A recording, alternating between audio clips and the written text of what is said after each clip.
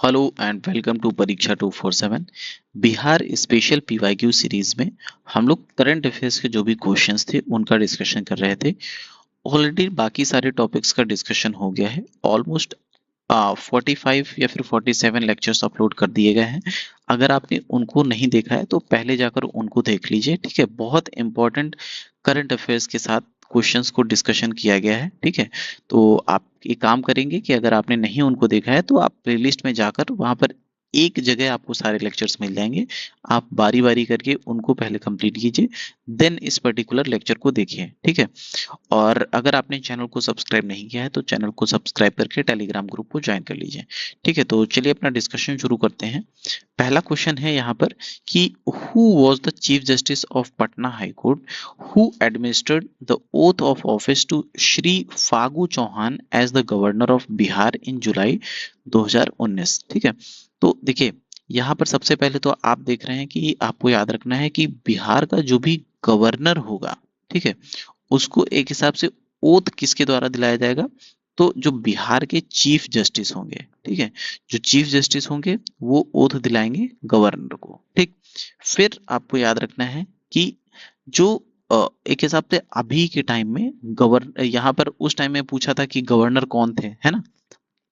यहाँ पर गवर्नर के बारे में पूछा था, नहीं, यहाँ पर जो चीफ जस्टिस हैं उनके हाई कोर्ट के चीफ जस्टिस के बारे में पूछा है, ठीक है।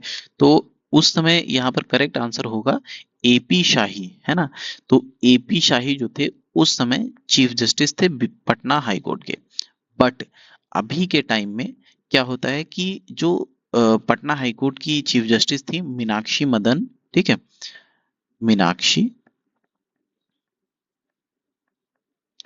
मदान, ठीक है, ये अभी रिटायर हो जाती है, ठीक है।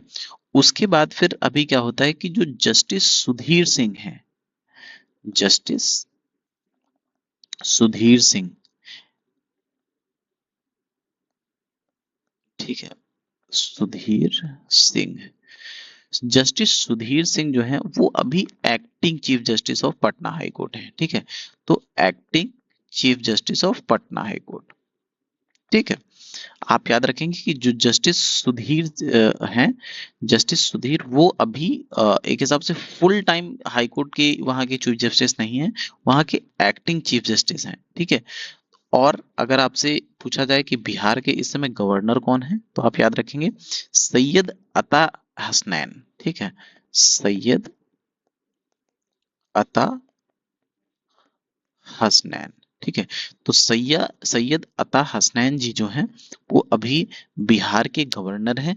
और बिहार के acting chief justice of Patna high court कौन है, तो आप याद रखेंगे कि सुधीर सिंह जो है वो बिहार के एक्टिंग चीफ जस्टिस हैं, ठीक। यहाँ पर आप इसका करेक्ट आंसर देख सकते हैं। नेक्स्ट यहाँ पर ये चीज मेंशन कर दिया गया है कि जो जस्टिस सुधीर सिंह हैं ये अभी एक्टिंग चीफ जस्टिस हैं पटना हाई कोर्ट के, ठीक है। और इन्होंने एक हिसाब से अपना जो पोजीशन है ये अज्यूम किया था जुलाई 12 2026 को। अभी किसी भी जज को as permanent chief justice of Patna high court वो अपॉइंट नहीं किया गया, ठीक है। और एक हिसाब से गवर्नर की बात किया जाए तो जनरल सैयद अता हसनैन जो है वो अभी बिहार के गवर्नर हैं। किस नंबर के, तो 43rd नंबर के बिहार के गवर्नर है। और इन्होंने ऑफिस जो है वो अज्यूम किया है 14 मार्च 2026 को। तो अभी रिसेंटली में ही इन्होंने एक हिसाब से ज्वाइन किया एज गवर्नर ऑफ बिहार। अगला क्वेश्चन हम लोग देखेंगे। नेक्स्ट क्वेश्चन है कि which airport did the NDMA conduct a mock drill based on CBRN emergency in April 2018, ठीक है। तो सबसे पहले तो यहाँ पर आपको पता होना चाहिए कि सीबीआरएन का मतलब क्या होता है। सीबीआरएन का मतलब होता है यहाँ पर chemical, biological, radiological and nuclear emergency, ठीक है। तो केमिकल, ठीक है, केमिकल, बायोलॉजिकल, इसके अलावा रेडियोलॉजिकल और न्यूक्लियर, ठीक है, न्यूक्लियर इमरजेंसी।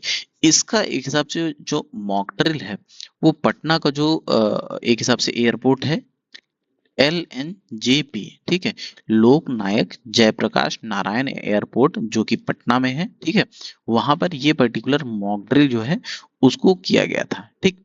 अब यहाँ पर दूसरा आपको जो पता होना चाहिए वो है एनडीएमए के बारे में, ठीक है, कि एनडीएमए जो है ये कब स्टैब्लिश हुआ था। तो एनडीएमए जो है उसको 2005 में स्टैब्लिश किया गया था। डिजास्टर मैनेजमेंट एक्ट 2005 के अंदर, ठीक है।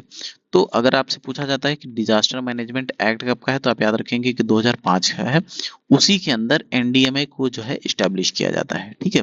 इसके बारे में एक हिसाब से बात करें तो इसको हेड करते हैं प्राइम मिनिस्टर, और एक टाइम पर इसमें मैक्सिमम 8 मेंबर्स जो हैं वो हो सकते हैं, ठीक है।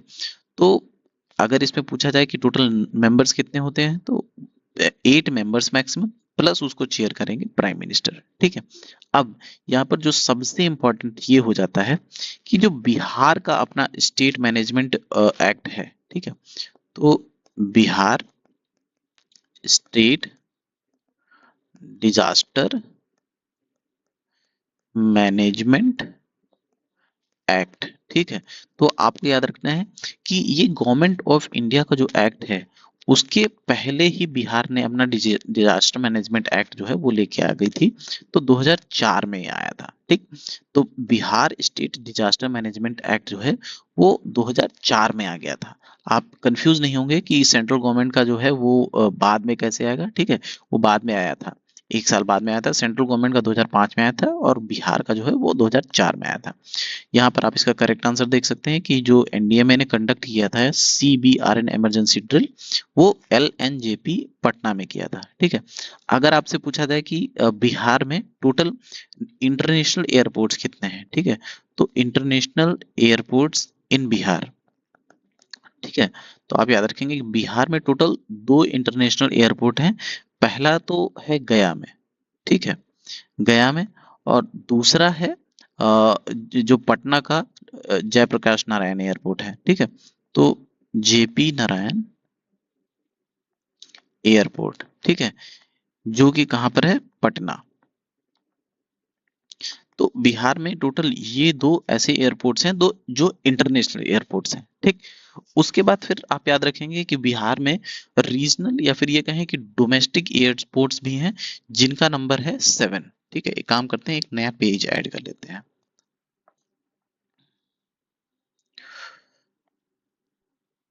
हाँ, तो टोटल बिहार में जो डोमेस्टिक एयरपोर्ट्स हैं, ठीक है, डोमेस्टिक एयरपोर्ट्स ऑफ बिहार, ठीक है, तो जो बिहार में टोटल डोमेस्टिक एयरपोर्ट्स हैं वो 7 इन नंबर हैं। और ये कहाँ कहाँ पर है वो आपको पता होना चाहिए। पहला है बेगूसराय में, ठीक है, दूसरा है आपका भागलपुर में, नेक्स्ट है आपका दरभंगा में, उसके बाद फिर आपका मुंगेर में पड़ता है, ठीक है, अगला है मुजफ्फरपुर में,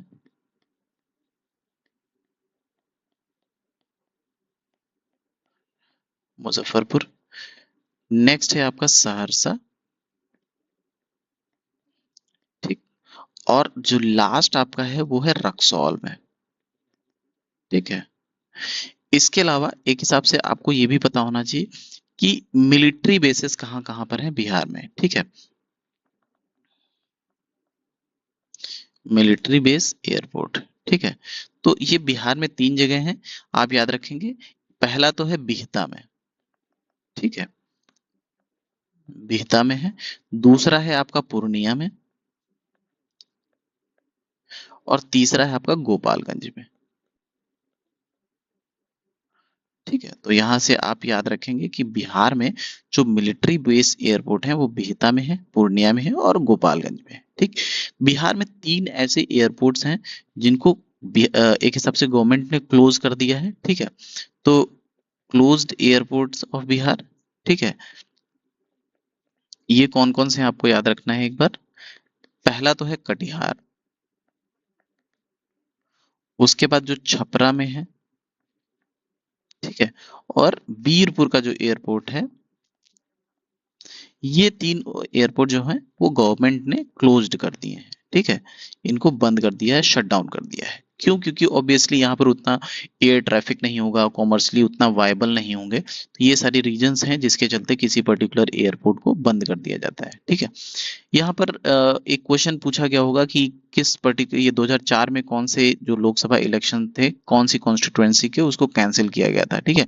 तो वो तो हमारे लिए इम्पोर्टेंट नहीं है, हमारे लिए इम्पोर्टेंट है कि जो अभी बांकीपुर असेंबली पटना में, ठीक है, वहां पर बाई इलेक्शन हुए हैं, उसमें एक हिसाब से आपको याद रखना है कि किस पर्टिकुलर डेट को, तो 30 जुलाई 2026 को ये एक हिसाब से इलेक्शंस होते हैं, और जो रिजल्ट है वो 3 अगस्त 2026 को आता है, ठीक है।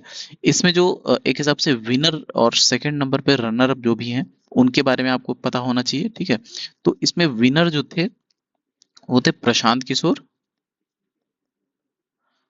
प्रशांत किशोर, और इन्हें एक हिसाब से नंबर आप याद रखेंगे कि 19,324 वोट्स से एक हिसाब से ये जीते थे, ठीक है। और दूसरे नंबर पे जो रहे थे, ठीक है, रनर अप, वो कौन थे? नीरज कुमार, नीरज कुमार। इन दोनों की पार्टी के भी आपको पता होना चाहिए कि जो प्रशांत किशोर हैं, ये जन सुराज के नाम से एक पार्टी है जो इन्होंने अभी फॉर्म किया है, उससे बिलोंग करते हैं। और जो नीरज कुमार हैं, ये भारतीय जनता पार्टी से बिलोंग करते हैं, ठीक है। तो एक हिसाब से प्रशांत किशोर कितने वोटों से जीते हैं? 19,324 वोटों से। तो आपको यहाँ पर ये याद रखना है, बाई इलेक्शन के बारे में आपसे पूछा जा सकता है। अगला क्वेश्चन हम लोग देखेंगे। अगला क्वेश्चन कह रहा है कि who among the following was elected to Rajya Sabha from Bihar legislative assembly, ठीक है। तो ये क्वेश्चन आज से 3-4 साल पहले पूछा गया था, तो उसको, उस पर्टिकुलर क्वेश्चन को मैंने 2026 के पर्सपेक्टिव से जो है चेंज कर दिया है। तो आपको यहाँ पे याद रखना है कि अभी बिहार की जो लेजिस्लेटिव असेंबली है, वहां से राज्यसभा में नितिन नवीन जी को एक हिसाब से अपॉइंट किया गया है, ठीक है। तो इलेक्ट हुए हैं ये। तो अभी हम लोग यहाँ पर राज्यसभा के बारे में देखेंगे, ठीक है, कि राज्यसभा का एक हिसाब से जो ड्यूरेशन होता है किसी भी मेंबर का, वो होता है 6 इयर्स। और जैसे लोकसभा है, ये हर 5 साल के बाद जो है डिसॉल्व हो जाती है। आप याद रखेंगे कि राज्यसभा वैसे डिसॉल्व नहीं होती है। राज्यसभा एक कंटिन्यूइंग हाउस है, इसमें 1/3 मेंबर्स हर दूसरे साल जो है वो रिटायर हो जाते हैं, उनका फिर से इलेक्शन होता है, ठीक। दूसरी बात करें कि राज्यसभा में टोटल 250 मेंबर्स होते हैं, ठीक है। उसमें से 12 मेंबर जो होते हैं वो नॉमिनेटेड होते हैं, और यहाँ पर 8 मेंबर्स जो होते हैं वो यूटीज को रिप्रेजेंट करते हैं, ठीक है, यूनियन टेरिटरीज को रिप्रेजेंट करते हैं।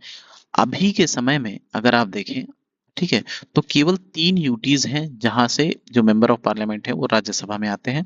पहला है दिल्ली, दूसरा है जम्मू एंड कश्मीर, और तीसरा है पुडुचेरी, ठीक है। और यही 3 ऐसी असेंबलीज हैं, ठीक है, ऐसी यूनियन टेरिटरीज हैं जहां पर असेंबली भी है, ठीक है। तो वहां की स्टेट लेजिस्लेटिव असेंबली है दिल्ली में, जम्मू एंड कश्मीर में, और पुडुचेरी में, ठीक है।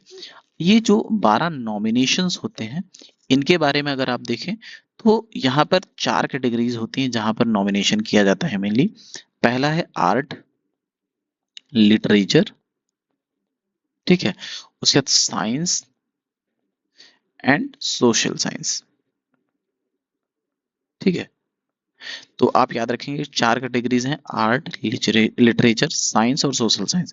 इन 4 कैटेगरीज में जो है वो जो भी राज्यसभा है उसमें नॉमिनेशन किया जाता है, ठीक। यहाँ पर आप इसका करेक्ट आंसर देख सकते हैं कि बिहार की जो लेजिस्लेटिव असेंबली है, वहां से राज्यसभा में किसको इलेक्ट किया गया है? तो नितिन नवीन जी को इलेक्ट किया गया है। उसके बाद फिर आप अगला क्वेश्चन देखेंगे कि where is India's first dolphin observatory build, ठीक है। तो बिहार की, या फिर ये कहें कि इंडिया की पहली डॉल्फिन ऑब्जर्वेटरी कहाँ पर बिल्ड की गई है? तो आप याद रखेंगे ये बिल्ड की गई है भागलपुर में, ठीक है, भागलपुर, ठीक। अब ये यहाँ पर जो करेक्ट आंसर होगा तो बिहार होगा, बिहार के भागलपुर में किया गया है। सबसे पहले यहाँ पर आपको पता होना चाहिए कि जो डॉल्फिन है, डॉल्फिन का IUCN स्टेटस क्या होता है। हम लोगों ने लास्ट क्लास में डिस्कस कर रखा है इसको ऑलरेडी। इसका जो IUCN स्टेटस है वो एंडेंजर्ड है, ठीक है, एंडेंजर्ड। साथ में आपको ये भी पता होना चाहिए कि बिहार में जो भागलपुर है ना, यहाँ पर तो हम लोगों ने देखा कि ऑब्जर्वेटरी है डॉल्फिन की, ठीक है, या फिर ऑब्जर्वेटरी की जगह इसको सेंचुरी भी बोल सकते हैं, ठीक है। तो आपसे अगर ये भी पूछता है कि डॉल्फिन सेंचुरी कहाँ है, ठीक है, तो आप याद रखेंगे उसका भी जो आंसर है वो आपका भागलपुर ही होगा, ठीक। इसका नाम क्या है वो आपको पता होना चाहिए कि विक्रमशिला डॉल्फिन सेंचुरी, ठीक है, विक्रमशिला डॉल्फिन सेंचुरी, ठीक है। और इसके अलावा देखिए एक चीज और है जो आपको पता होना चाहिए कि पटना जो है बिहार का, वहां पर डॉल्फिन रिसर्च सेंटर अभी बनाया गया है, ठीक। तो आपको याद रखना है कि डॉल्फिन डॉल्फिन रिसर्च सेंटर ये कहाँ पर बनाया गया है, तो ये बनाया गया है पटना में, ठीक है। तो बिहार में डॉल्फिन से रिलेटेड दो जगह जो है वो इंस्टीट्यूशन है। पहला तो डॉल्फिन रिसर्च सेंटर, ठीक है, तो रिसर्च जो है वो पटना में की जा रही है डॉल्फिन्स पे, और उनको एक हिसाब से प्रोटेक्ट या फिर ऑब्जर्वेटरी सेंचुरी जो है वो भागलपुर डिस्ट्रिक्ट में है। दोनों डिस्ट्रिक्ट की अगर अगर आप लोकेशन देखें तो ये बिहार है, ठीक है। अगर बिहार में ये गंगा का फ्लो है तो गंगा जहां से एग्जिट करती हैं, this is the location of Bhagalpur, and यहाँ पर ईस्टर्न पार्ट में यहाँ पर जो है पटना लोकेटेड है, ठीक है। तो पटना को एक हिसाब से पटना की मेन रिवर जो है वो गंगा है, ठीक है। भागलपुर से गंगा जो है एग्जिट करती है बिहार से, ठीक। तो ये आप याद रखेंगे। इसी तरह हम लोगों ने लास्ट क्लास में डिस्कस किया था, यहाँ पर आप पहले इसका करेक्ट आंसर देख लीजिए कि डॉल्फिन ऑब्जर्वेटरी या फिर सेंचुरी जो है वो बिहार के भागलपुर डिस्ट्रिक्ट में बनाई जा रही है, ठीक है। IUCN का स्टेट हम लोगों ने देखा था कि गंगा में जो आपकी डॉल्फिन मिलती है, ठीक है, गंगा डॉल्फिन, ठीक है, या फिर ये कहें कि अमेजन रिवर में जो डॉल्फिन मिलती है, अमेजन डॉल्फिन। इसी तरह इंडस रिवर में जो मिलती है डॉल्फिन, इंडस डॉल्फिन, है ना। ये तीनों डॉल्फिन्स का जो IUCN स्टेटस है वो है एंडेंजर्ड, ठीक है। बट अगर आपसे पूछे कि इसका IUCN स्टेटस जो कि इरावदी डॉल्फिन है, ठीक है, इरावदी डॉल्फिन, ठीक है, जो कहाँ पर मिलती है, चाइना में, ठीक है। तो चाइना में जो इरावदी डॉल्फिन है उसका जो स्टेटस है वो है क्रिटिकली इंडेंजर्ड, ठीक है, क्रिटिकली इंडेंजर्ड। और चाइना में ही यांगजे रिवर में, ठीक है, जो यांगजे रिवर है वहां की जो डॉल्फिन है, ठीक है, यांगजे रिवर डॉल्फिन, ये एकमात्र ऐसी दुनिया की डॉल्फिन है जो ह्यूमन एक्टिविटीज की वजह से, मतलब एंथ्रोपोजेनिक एक्टिविटीज से ये एक्सटिंक्ट हो चुकी है, ठीक है। तो अगर आपसे एक्सटेंशन के बारे में पूछता है तो आपको याद रखना है कि यांगजे रिवर, याद कैसे रखेंगे कि अगर आप इंग्लिश के अल्फाबेट्स देखें तो वाई जो है वो सबसे लास्ट में आता है, तो आप याद रखेंगे कि यांगजे रिवर जो है, ठीक है, उसमें जो डॉल्फिन मिलती है वो एक्सटेंट हो चुकी है, ठीक। तो एक काम करेंगे, अभी इस क्लास में हम लोग यहीं तक रखते हैं, नेक्स्ट क्लास में हम लोग आगे के क्वेश्चंस को डिस्कस करेंगे, ठीक है। तो थैंक यू सो मच।